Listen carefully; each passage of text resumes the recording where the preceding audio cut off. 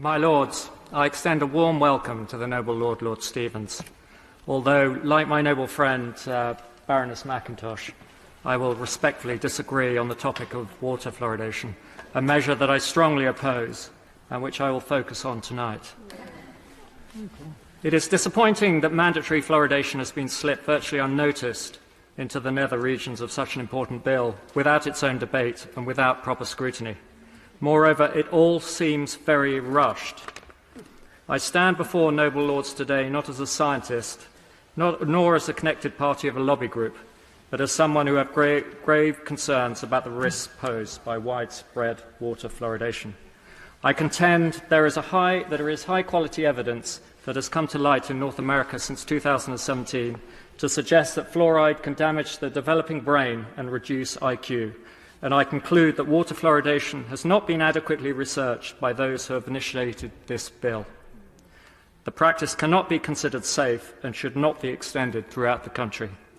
In Europe, the only countries that have agreed to water fluoridation are Ireland, the UK with 10% population coverage, with Spain, Poland and Serbia to a very minor extent. The Centers for Disease Control and Prevention, in their studies of 1999 and 2001, has acknowledged that fluoride's benefits are mainly topical, not systemic. There really is no need to swallow fluoride or put it in drinking water when topical treatments like fluoridated toothpaste are available. Children, and particularly bottle-fed babies, unfortunately are being overexposed to fluoride.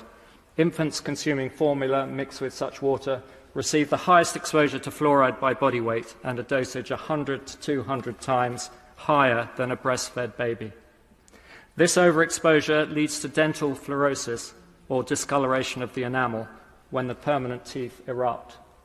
Since we have now learnt that fluoride crosses the placental membrane, it is evident that the fetus receives an even higher exposure than a bottle-fed infant at a more vulnerable time.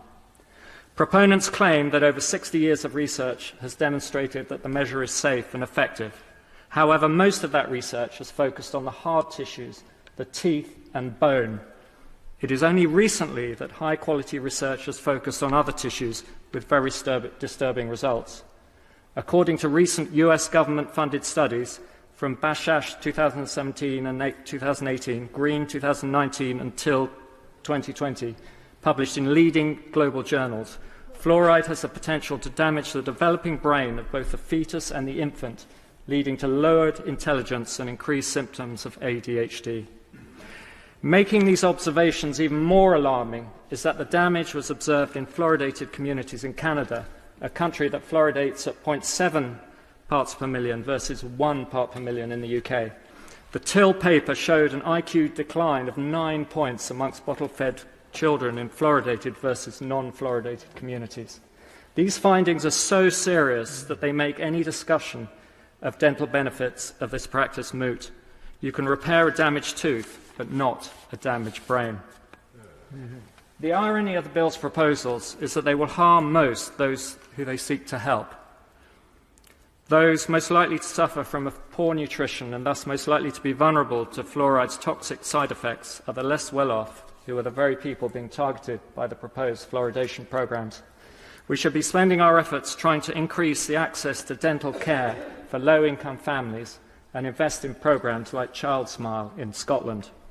In his written evidence to the recent white paper, Professor Stephen Peckham, government advisor to the current Select Committee on Health in the Other Place, chaired by Jeremy Hunt, stated as follows: if the Secretary of State was looking for ways to improve oral health, then water fluoridation should not be even considered given its lack of effectiveness. More attention should be given to schemes such as Child Smile in Scotland, which has been proven to reduce inequalities, reduce admissions for tooth extractions and provide broader public health benefits beyond oral health.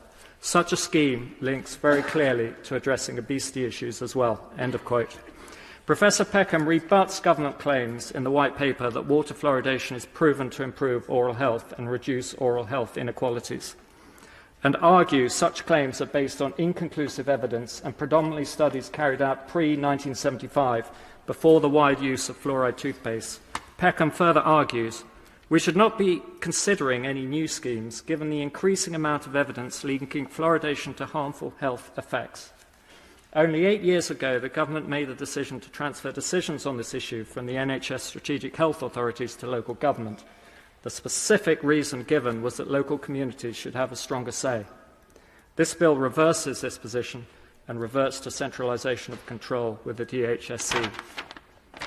My Lords, surely if health measures are to be imposed on the individual and if the community's final say in the matter is removed, the scientific evidence should show overwhelmingly that the measure is both beneficial and safe.